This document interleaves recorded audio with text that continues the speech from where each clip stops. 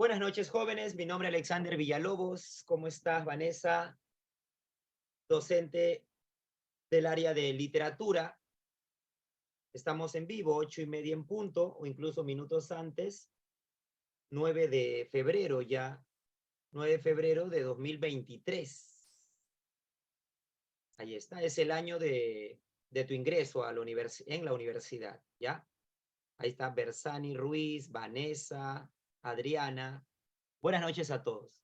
Vamos entonces a desarrollar esta practiquita de literatura, a poder recordar los conceptos más relevantes, más importantes. Saludos entonces a todos. Ahí estoy con el chat abierto, lo voy a poder leer y estar atento a sus consultas. Ya vamos a tomarlo como un repasito para poder reforzar. ¿Les parece si usamos antes de resolver las preguntitas, la pizarrita virtual, de tal manera que por ahí podemos esquematizar algunos conceptos básicos, o de frente quieren que resuelvan las preguntitas? A ver, ustedes me dicen. Los leo, los leo. Tengo el chat abierto, a ver. Exprésense.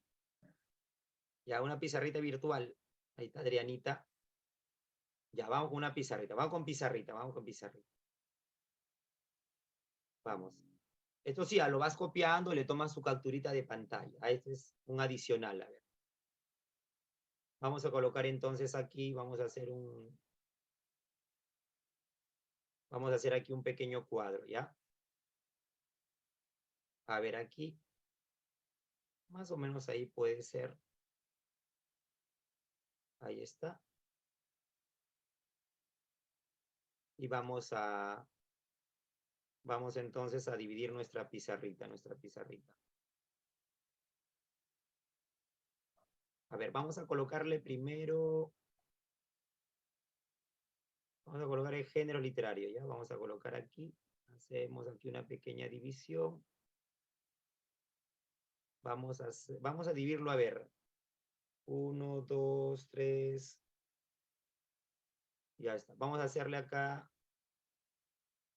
A ver, intentemos hacer una división de 5, ¿ya? Acá puede ser de repente 1. Aquí puede ser de repente 2.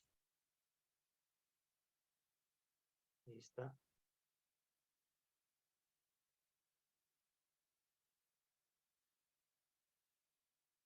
Ya. Luego vamos a colocar aquí de repente 3, una tercera división. Entonces acá sería 4 y 5. Ahí está. Y vamos a hacer un cuadrito, vamos a realizar un cuadrito, un cuadrito que sea tanto de géneros literarios, pero también que nos sirva para referenciar lo que son las especies literarias, ¿ya? Y en un golpe de vista ya tendríamos todo. Vamos a colocar aquí. Ahí puede ser. Ahí está. Y ahí ya tenemos todo. Ahí tendríamos todo. A ver, entonces colocamos como un título. A ver.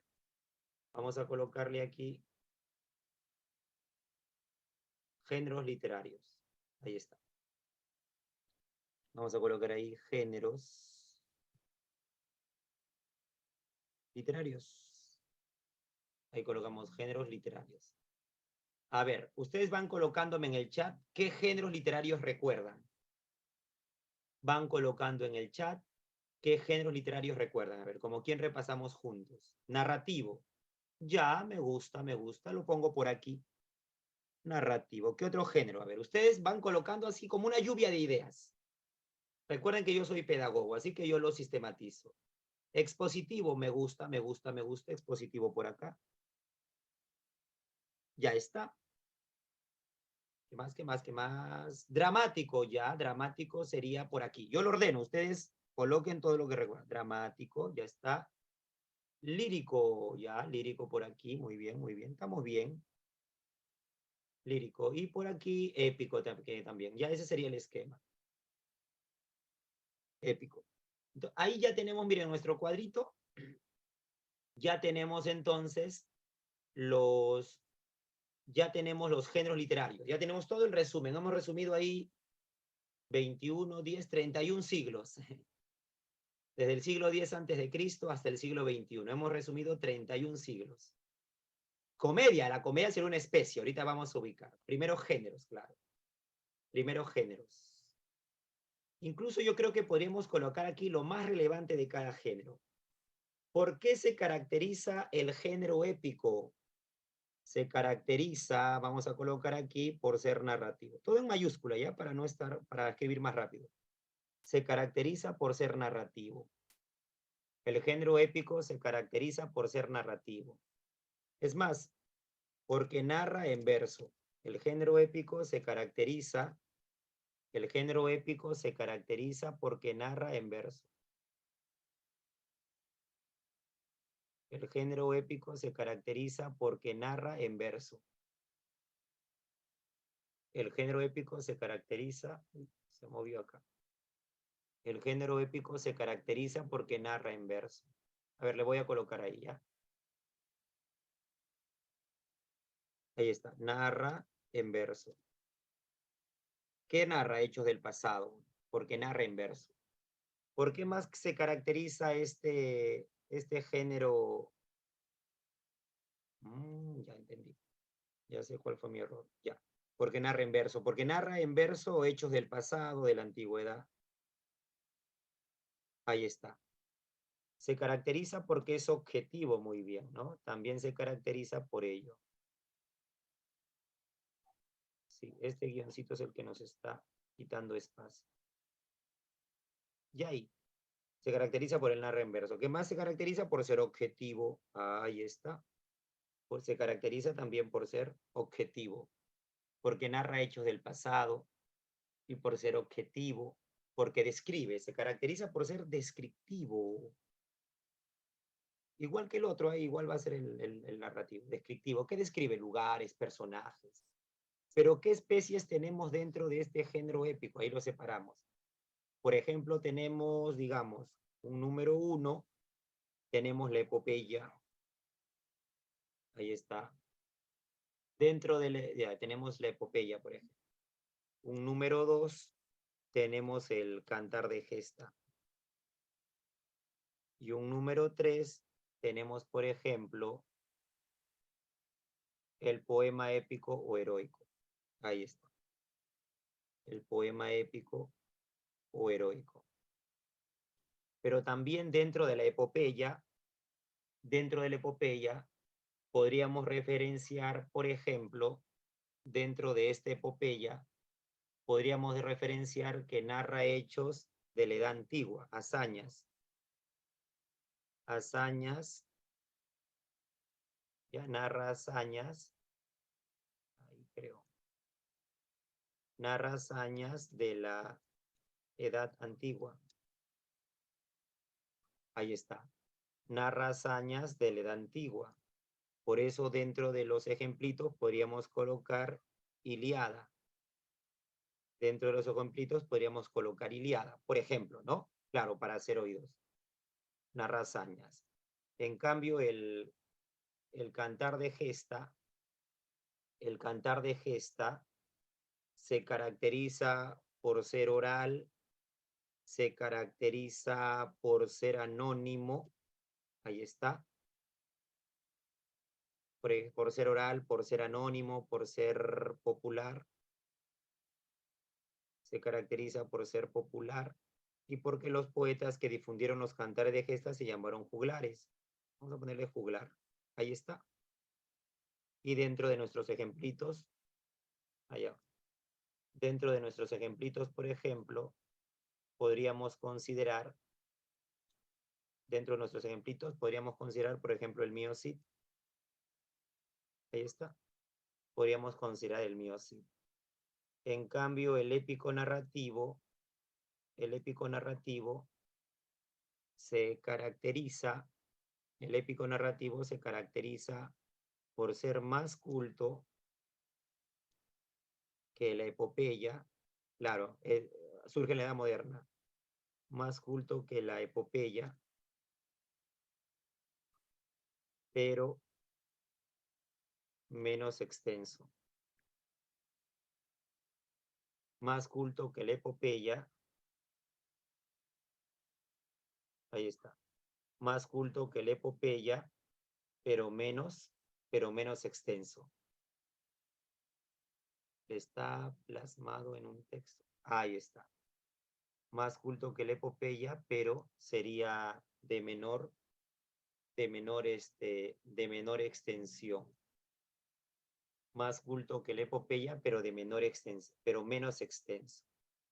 ¿Qué ejemplito, profesor, tendríamos ahí dentro de la...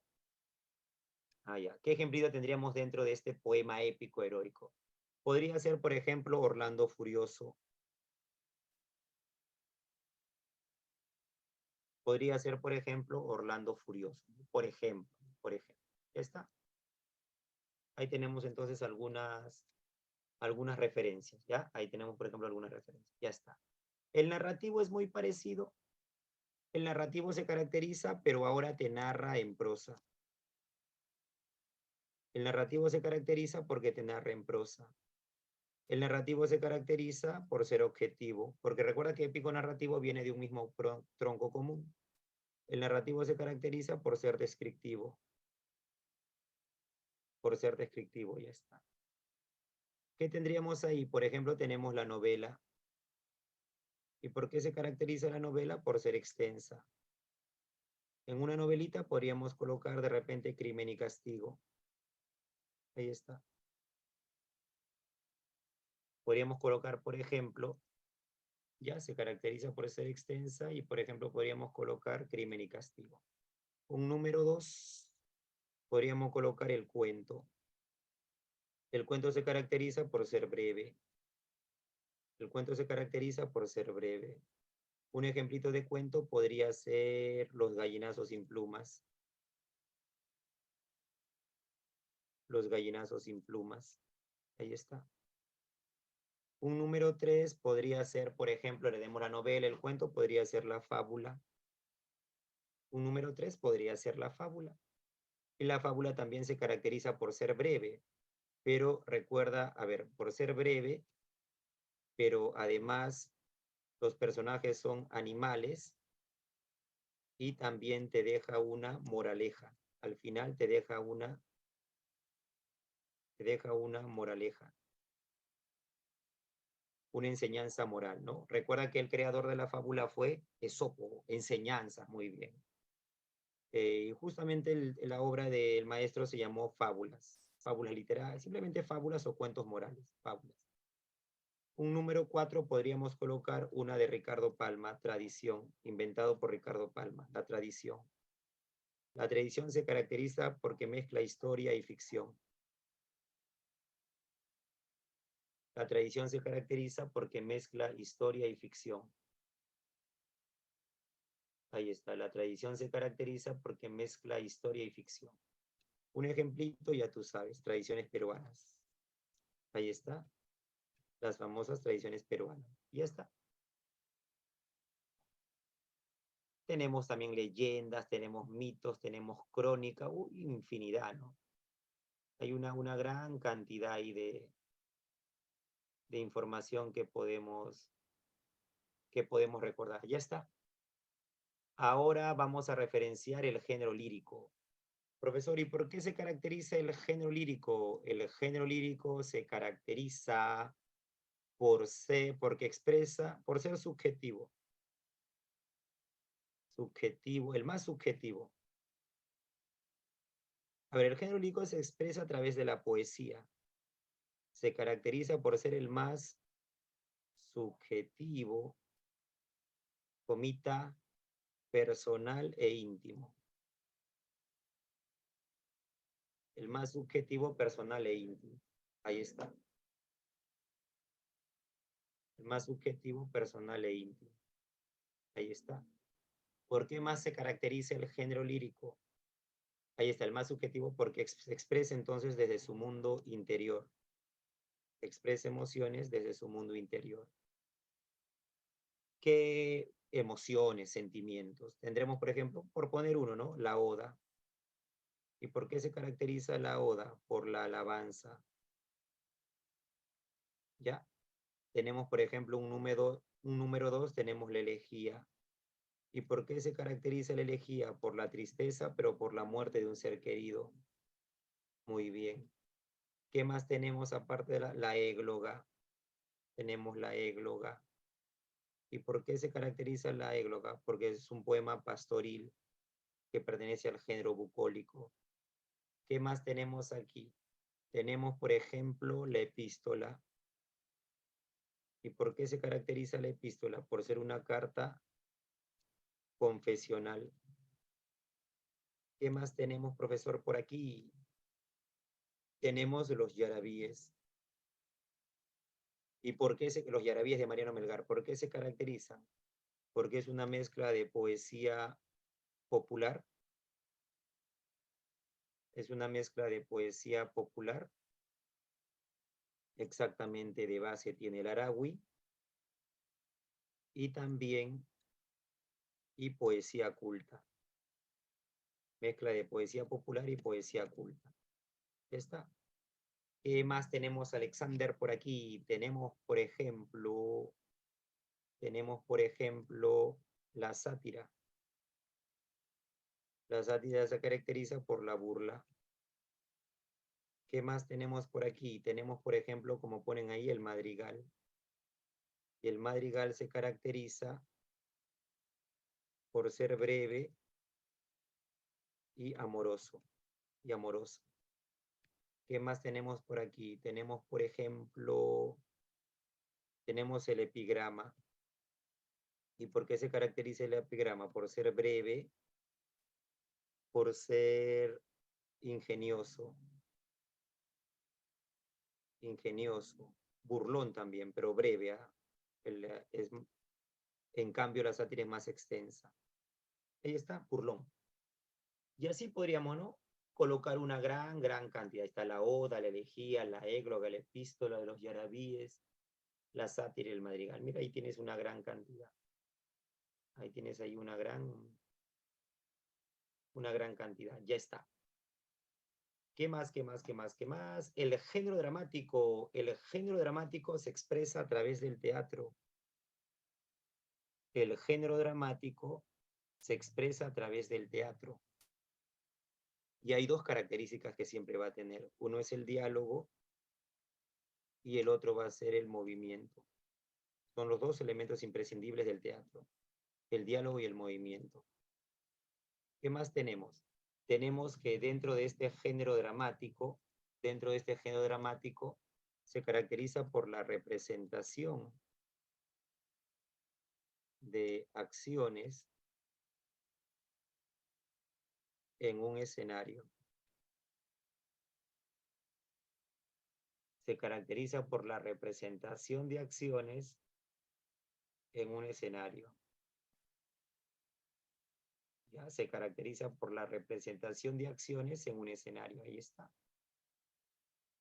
¿Qué más, profesor? Vamos con algunas especies. Por ejemplo, tenemos la tragedia. La tragedia se caracteriza predominantemente por la muerte, por el final infeliz, ¿verdad? Ahí tenemos, por ejemplo, Edipo Rey, por mencionar una, Forestiada. Tenemos, por ejemplo, también tenemos, por ejemplo, la comedia, que es todo lo contrario. La comedia se caracteriza por lo feliz, por el final feliz, por momentos alegres, jocosos, divertidos.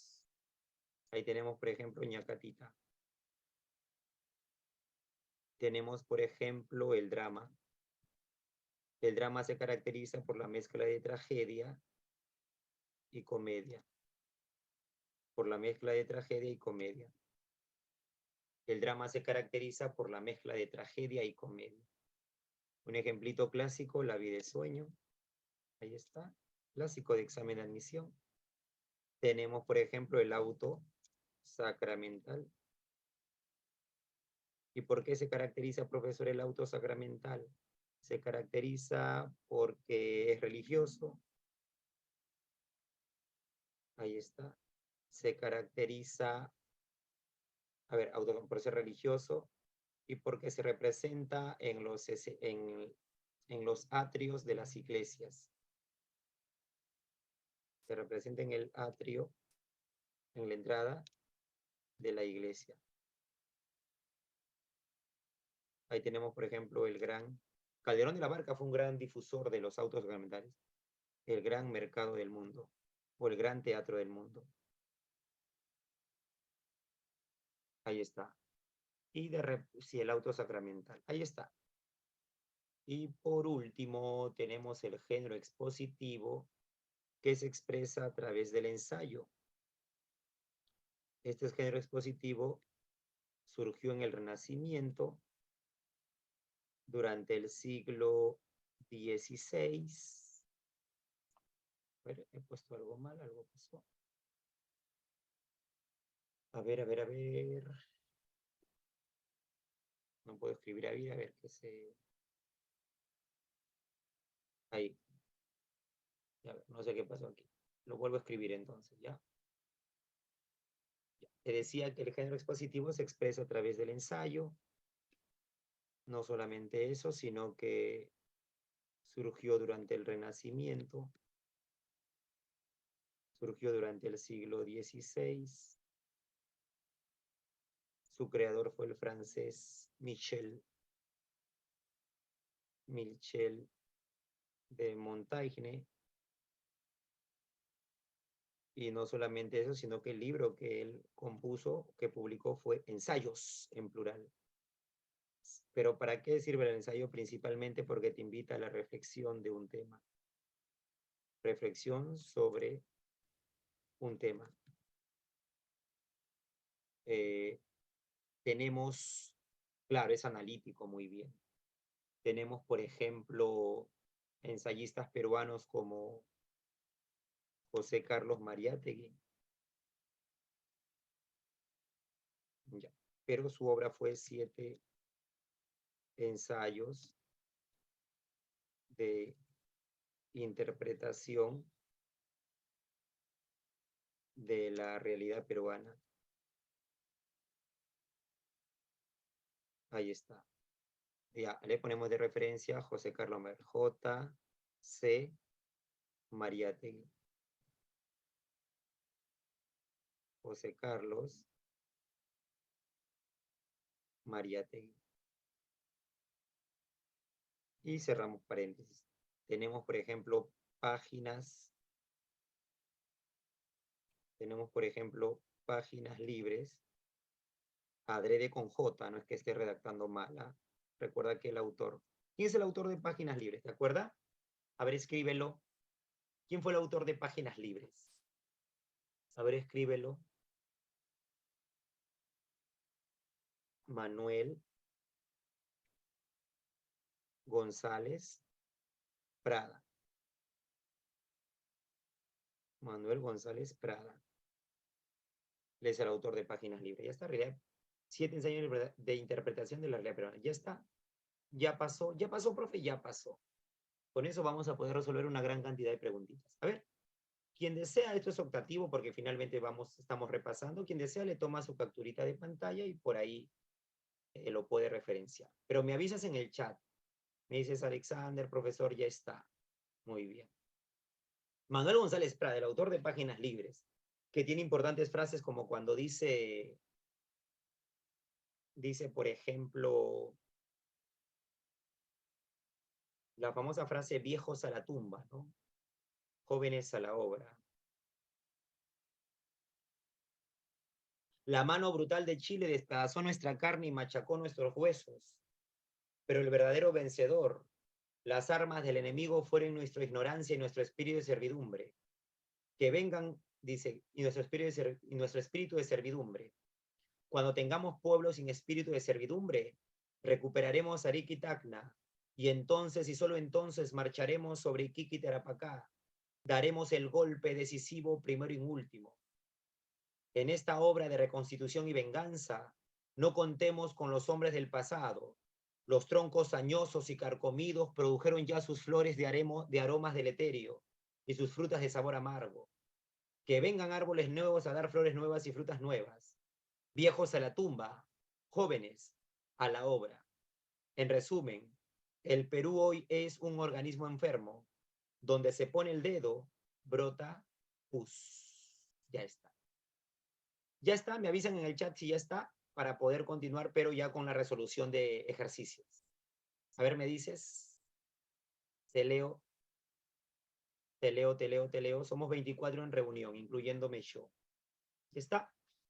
A ver, Rolando me dice, ya está. Yaret me dice, ya le tomé una capturita, profe. Muy bien. ¿Los demás están ahí? Denme una señal de vida. Ahí está Adrianita. ¿Listo, profe? Sí, listo.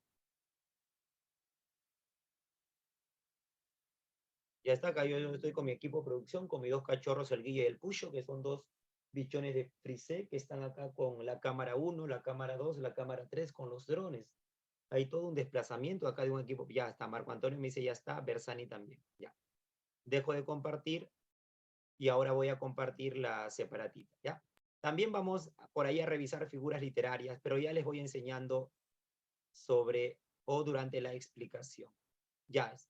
Vamos a por aquí, mira, vamos a por aquí. Uy, está sencillito, ¿ah? Julio Ramón Ribeiro ganó el premio Juan Rulfo en 1994. Julio Ramón Ribeiro, obvio, ¿no? Es el mejor cuentista peruano, el autor de Los gallinazos sin plumas, el autor de La palabra del mudo. Entonces Ribeiro, si es el mejor cuentista peruano, igual compuso otras obras, ¿ah? Destacó, compuso de todo, compuso muchas especies, géneros, pero lo mejor de él fue lo narrativo, el género narrativo. También compuso libros de memoria, ¿no? La tentación del fracaso. Ya está, la 1, la C. Ñacatita, lo acabamos de comentar. El sargento Canuto de Manuel Asensio Segura pertenece a qué especie. No confundas género con especie, ¿eh? Por eso te dice el cuadrito resumen. Ñacatita y el sargento Canuto entonces pertenecen al género dramático, pero dentro del género dramático sería comedia. Pertenecen al género dramático y dentro de ese género dramático sería comedia.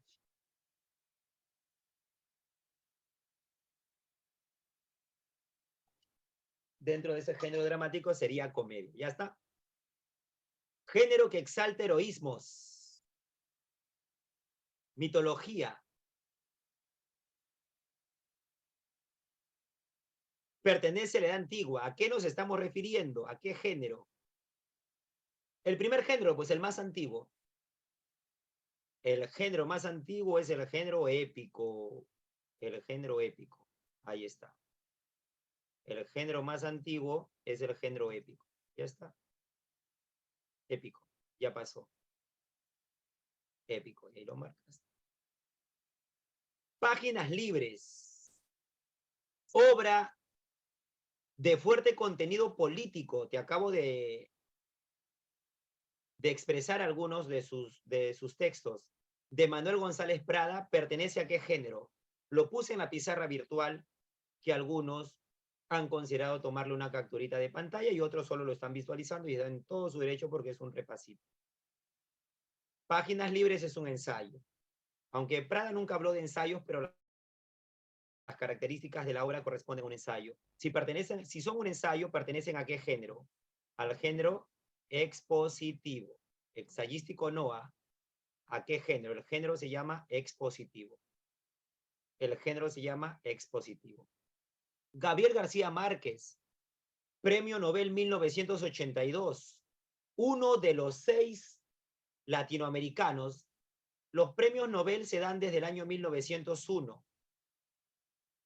Y en 1901 hasta la fecha. En todos los años, más de un siglo, en todos los años, solamente 6 latinoamericanos han ganado el Premio Nobel de Literatura. El Premio Nobel se entrega desde el año 1901 y en todos estos años solo 6 latinoamericanos han ganado. Uno es Gabriel García Márquez, pero te lo doy en orden. Primero fue la chilena Gabriela Mistral. Si deseas los adicionales vas anotando, si es que deseas, porque han sido preguntitas de examen de admisión. Gabriela Mistral. Gabriela Mistral. A ver, si tengo buena memoria, te pongo la fecha, ¿ya? 1945. Ahí está. 45-46, porque recuerda que hubo, es la Segunda Guerra Mundial, ¿no? Luego viene Miguel Ángel Asturias. Miguel Ángel Asturias.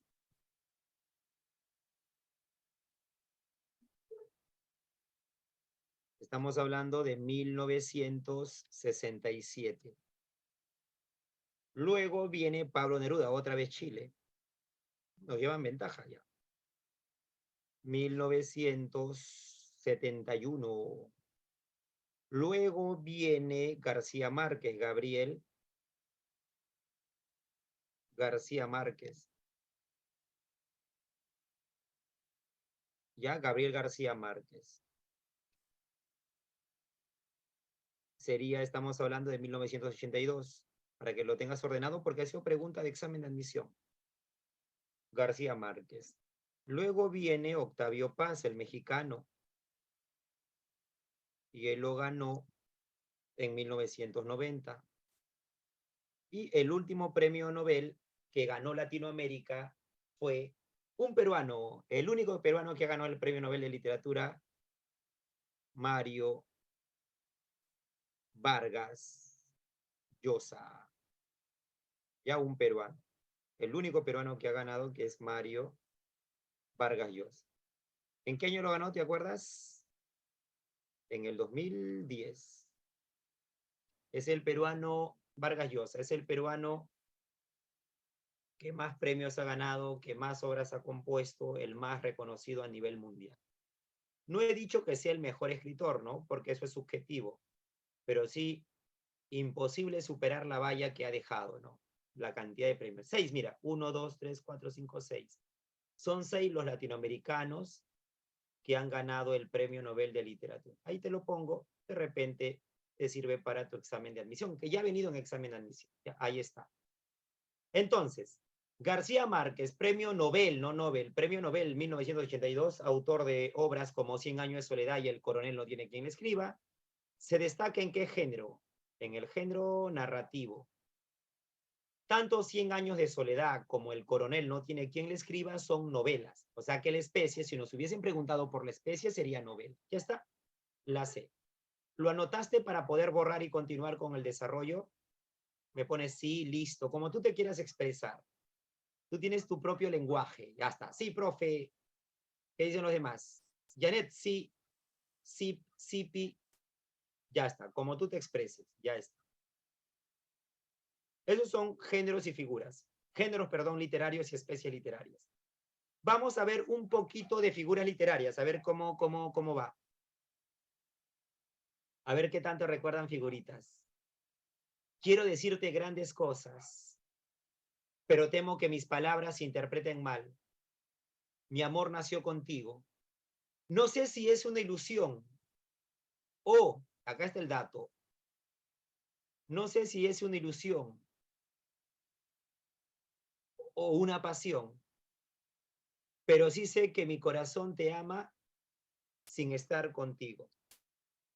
Pero sí sé que mi corazón te ama sin estar contigo.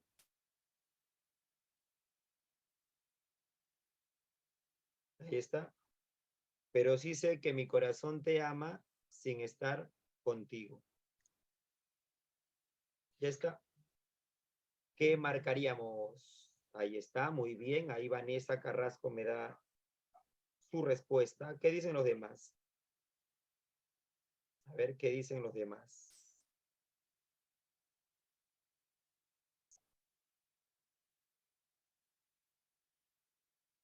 Ya está.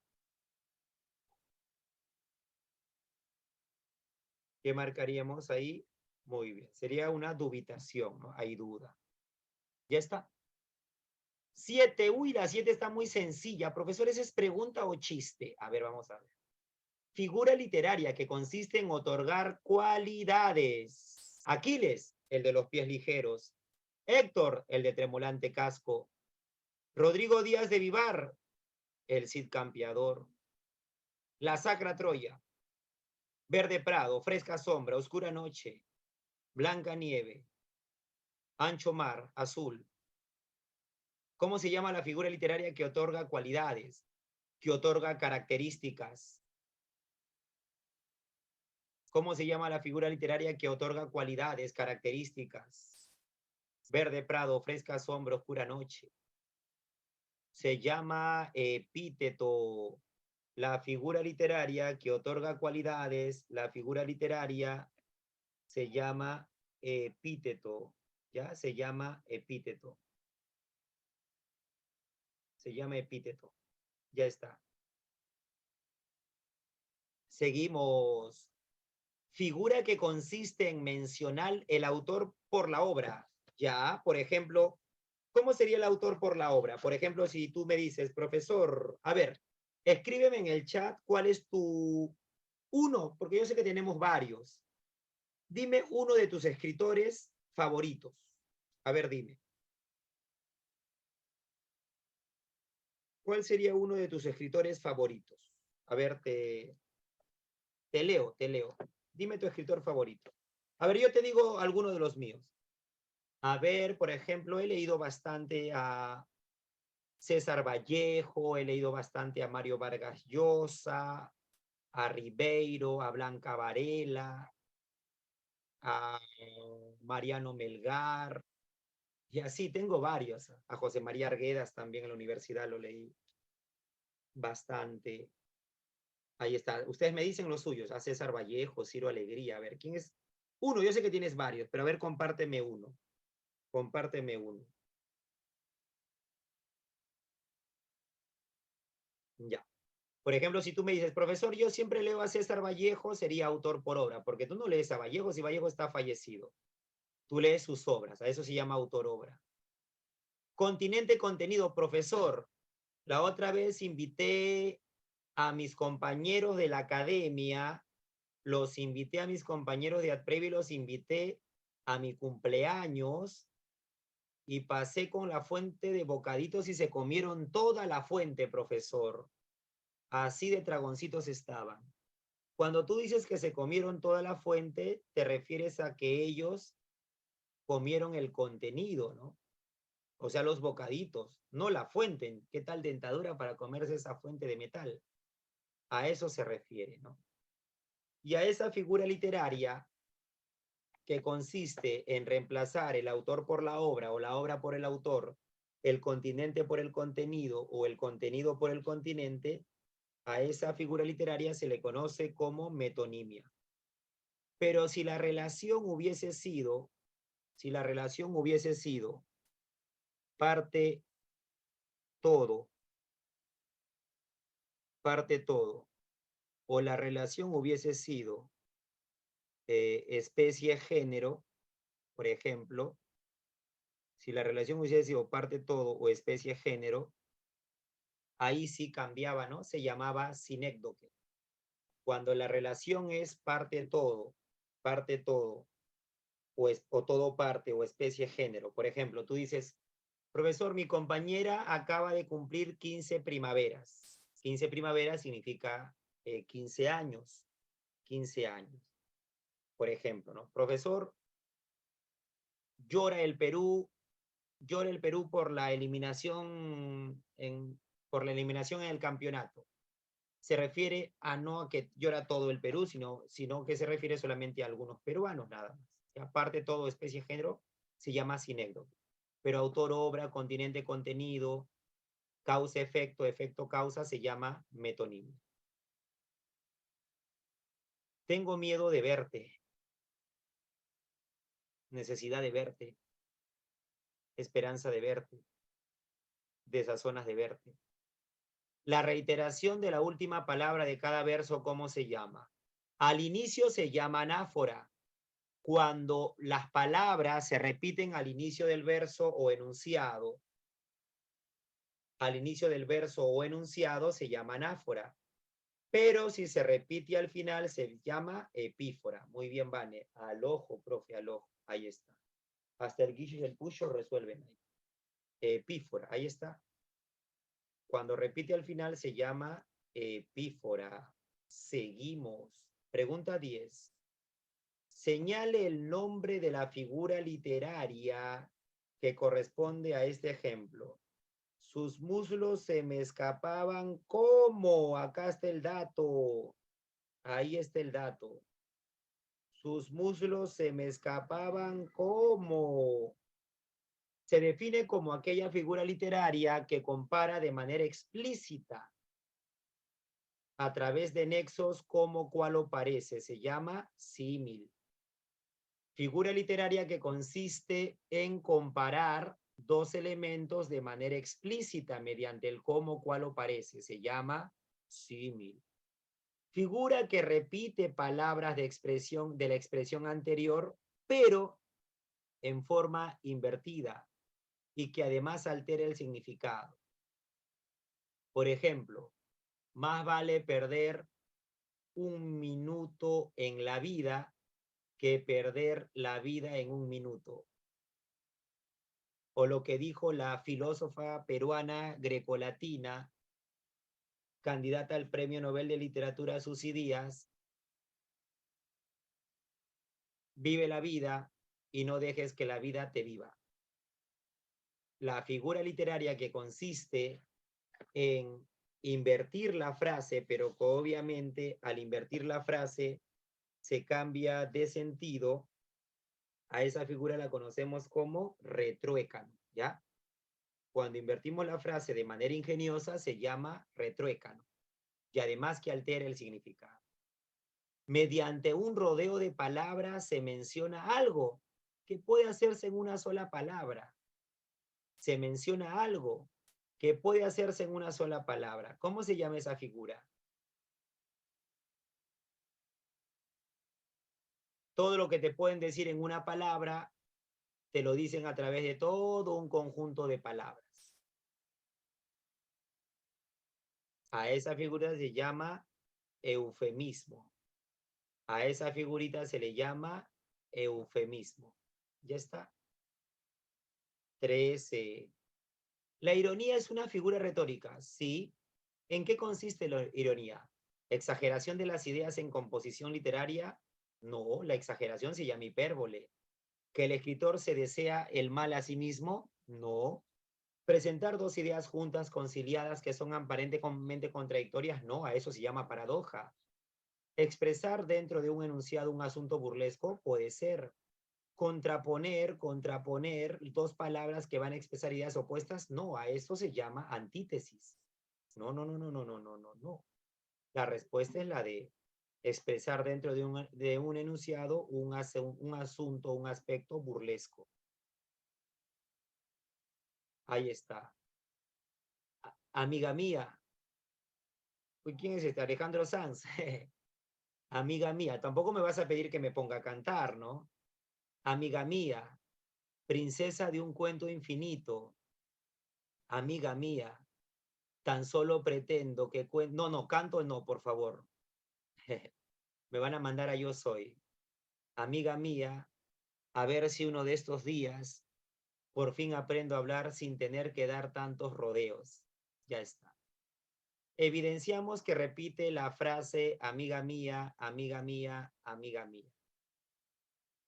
Anáfora. Cuando la repetición de la palabra o palabras se da al inicio, se conoce como anáfora. Cuando la repetición de la palabra se da al final, se llama epífora. Vuelve que ya no puedo vivir sin tus cariños. Uy, no hablemos del amor que se acerca el 14 de febrero y no quiero agarrar carne, por favor. Por favor, no me hablen del amor. Vuelve que ya no puedo vivir sin tus cariños. Vuelve mi palomita, vuelve a tu dulce nido. Mira que hay cazadores que con intento inicuo te podrán en sus redes mortales atractivo, y cuando te hagan presa te darán cruel martirio. No sean que se casen, huye de tanto peligro. Vuelve mi palomita, vuelve a tu dulce nido. Ninguno ha de quererte como yo te he querido. Te engañas y pretendes hallar amor más fino, pero no como el mío, por quien vertió su pecho sus primeros gemidos. Vuelve mi palomita, vuelve a tu dulce nido. ¿Por qué, dime, te alejas? ¿Por qué dejas un dueño amante por buscar precipicios? Así abandonar quieres tu asiento tan antiguo, con que hacía que de quedarse mi corazón vacío. Vuelve mi palomita, vuelve a tu dulce nido. ¿Qué figura literaria encontramos? Bueno, en vuelve, tenemos anáfora. Pero dice, vuelve que ya no puedo vivir sin tus cariños. Vuelve a tu dulce nido. Epífora no hay porque no repite al final. Epíteto, a ver que hay exageración, ¿no? A ver, vuelve que ya no puedo vivir sin tus cariños. Vuelve mi palomita, vuelve a tu dulce nido. Hipérbaton no hay porque no hay desorden. Exageración, ¿no? Y la exageración, ¿cómo se llama? Hipérbole. A la exageración se le llama hipérbole, porque sabemos que el epíteto son las cualidades. Ya está. Hipérbole. También había metáfora en dulce nido, ¿no? Porque cuando dice mi palomita reemplaza al ser amado, o sea, que vuelva a la amada. Ya que va a volver ya. ¿Qué estás creyendo que va a volver ya? Ya está contenta, feliz por otro lado. 16. La Ilíada presenta la lucha entre griegos y troyanos. Luchas en la que los dioses del Olimpo tomaron parte. ¿Qué dioses apoyaron al bando de los troyanos? Apolo, Afrodita. Apolo, el dios de la profecía. Afrodita, la diosa del amor, de la belleza, de la sensualidad, del erotismo. Ares, el dios de la guerra, el belicoso. Artemisa, la diosa de la naturaleza, la diosa de la casa. Estas 4A, las 4A, Apolo, Afrodita, Ares y Artemisa. Musa, tú que tan divinamente conoces el insólito peregrinar del hijo de Laertes, aquel varón de preclaro ingenio y astuto gobierno, y del regreso a su hogar. ¿A qué héroe se refiere el texto?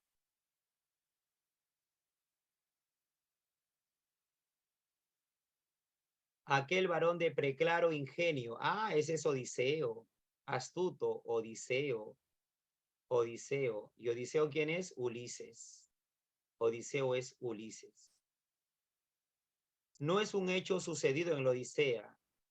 ¿Telémaco salió a buscar a su padre? Sí. ¿El abominable Antinón muere en manos de Ulises? Sí. ¿Euríclea reconoce a Ulises? Sí, lo reconoce cuando le está lavando los pies. ¿Ulises enfrenta a Dionisio? Nunca. Enfrenta a Polifemo. ¿Penélope teje un manto y en la noche lo desteje? Sí. La respuesta la D. Muy bien. Excelente.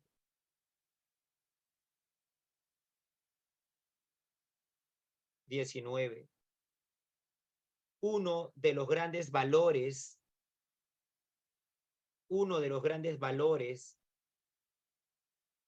que se plasma,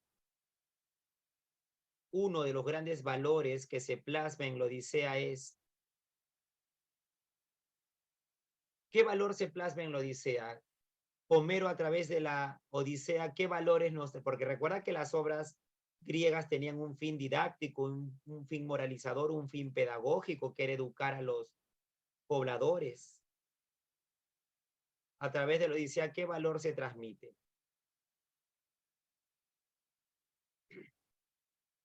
Odisea se transmite el valor de la fidelidad. Penélope espera a su esposo 20 años. 20 años.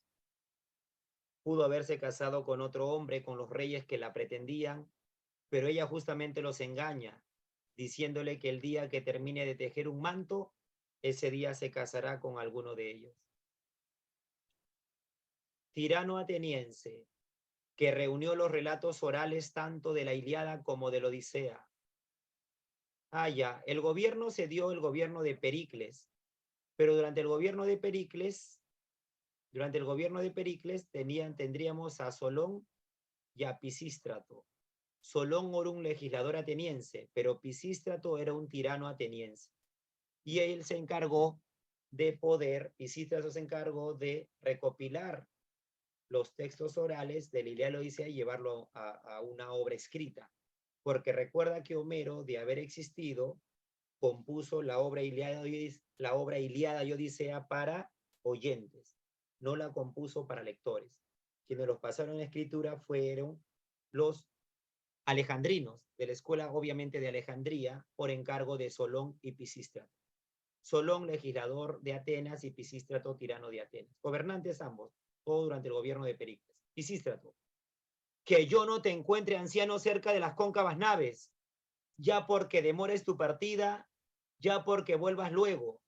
A aquella no la soltaré, antes le sobrevendrá la vejez en mi lecho, lejos de Argos, trabajando en el telar, pero vete, anciano, no me irrites, para que puedas irte sano y salvo. Este fragmento pertenece a la obra Ilíada. Agamenón amenaza a Crises, quien había ofrecido todo lo que tiene para poder,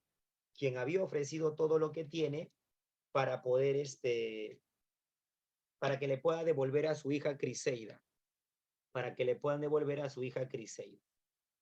Ahí está. 15. Son las dos esclavas justamente más importantes de la Ilíada, de la toma de Ilión. ¿Quiénes son las dos esclavas más importantes que se dan en la obra Ilíada? La primera fue raptada por Agamenón, con lo cual Agamenón tuvo problemas con el dios Apolo. Y la segunda fue raptada por también Agamenón, pero arrebatada a Aquiles. Por eso que Agamenón discute con Aquiles. Agamenón discuta con Aquiles, porque Agamenón le quita esta esclava. Esclavas, dice esclavas. Helena no era una esclava, era la amante de París. El esquema fue así. Crises tenía una hija llamada Criseida, y esta fue raptada por Agamenón.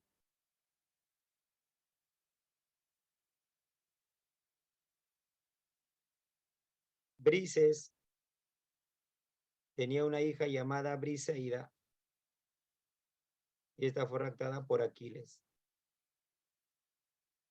Ya está. ¿Cuál sería la respuesta? Briseida y Briseida. Pero Agamenón le arrebata a Aquiles a su Briseida, por eso que Agamenón discute con Aquiles. Y Aquiles se retira de la guerra. Cuando el rito pagano se prohibió y se reglamentaron las representaciones concurso de arte dramático en el anfiteatro de Atenas, esta ciudad-estado estaba en apogeo. Hablamos del periodo heleno. Estamos hablando de el periodo. El periodo se llama ático o clásico. Periodo ático, clásico o ateniense. Atenas.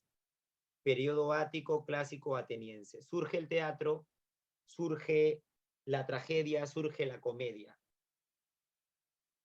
durante el gobierno de Pericles. 23. Combinó hermosamente elementos narrativos de la épica, pero también de la lírica. Es la imitación de la vida. ¿Cómo se llama el género? ¿Cómo se llama el género que lleva la vida del ser humano a un escenario? ¿Cómo se llama el género que imita la vida del ser humano y lo lleva a un escenario? ¿Cómo se llama ese género? Se llama género dramático. Ahí está. Es el primero que recoge la leyenda de Edipo, tema ya conocido por los atenienses, ¿verdad? Y la llevó a escena imponiendo su estilo apasionante, dice. Y la llevó a escena imponiendo su estilo apasionante. Imponiendo su estilo apasionante. ¿Quién fue ese primero? Claro, el primero sería Esquilo, luego ya Sófocles. ¿Qué es la catarsis? Aristóteles en su obra poética nos habla de la catarsis, que es el fin de la tragedia griega. ¿Qué provoca la catarsis? ¿Qué produce la catarsis? Causar terror en el público y luego su compasión. Primero terror y luego su compasión. La catarsis, según Aristóteles, es el fin de la tragedia griega. Y justo hablando de eso, el fin supremo de la tragedia griega o ática es la catarsis, y una de sus principales características es la mímesis, es decir, la imitación. Una de sus principales características es la mímesis, es decir, su imitación. La C, su imitación. Ahí está. 26. Es una obra ajena a Esquilo. Medea.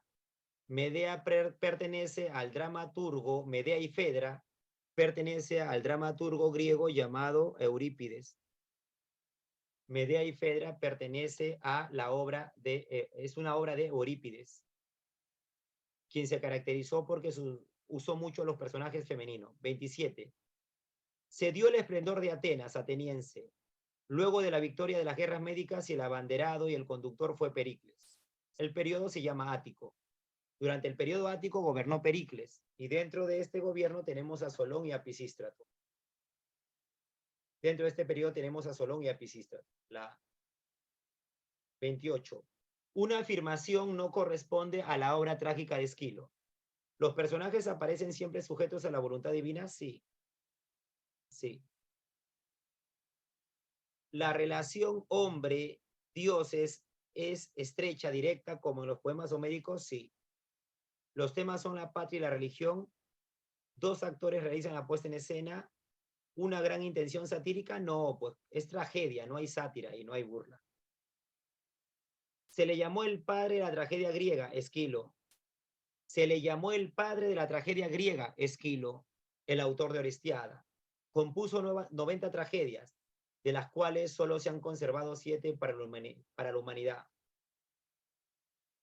Agamenón, Coéforas, Euménides, los persas, 7 contra Tebas, Prometeo encadenado, por ejemplo. 30. Un héroe de la guerra de Troya es muerto a manos de su esposa y amante, Agamenón. El hijo del héroe, Orestes, venga este hecho asesinando a su madre, Clitemnestra, y al amante, Egisto. Finalmente, el matricida, Orestes, es absuelto por el Areópago. Eso es una trilogía, se llama Orestiada. Esa es la trilogía Orestiada. La trilogía se llama Orestiada.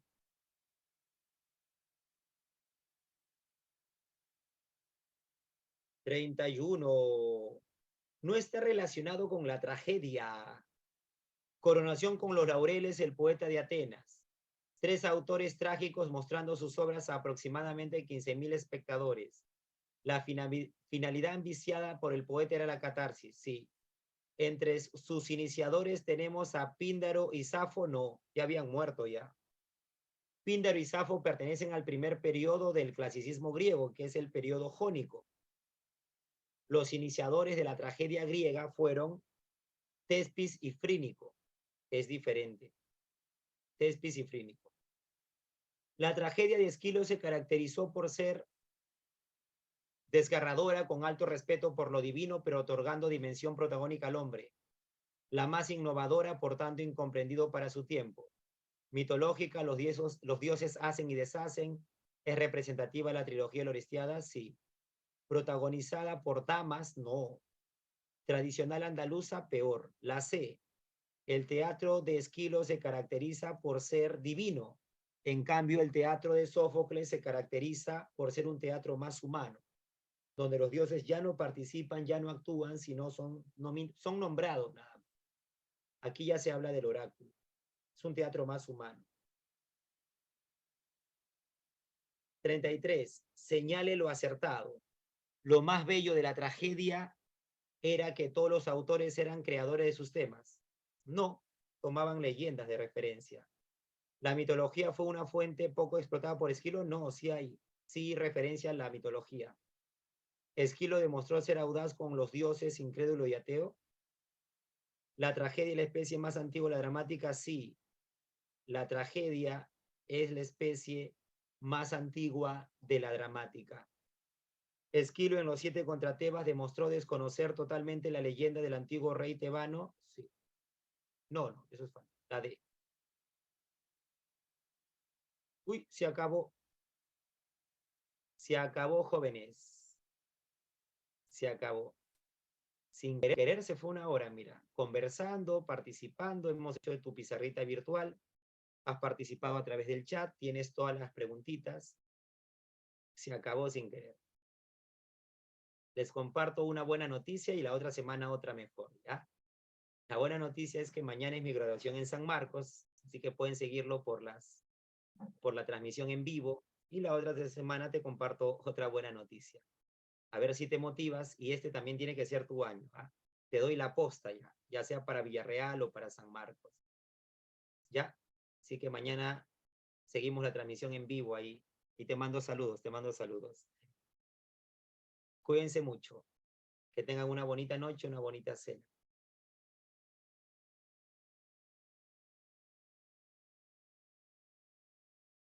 Gracias, Vanessa, Yaret, Bersani, Vanessa, ahí está Yaret.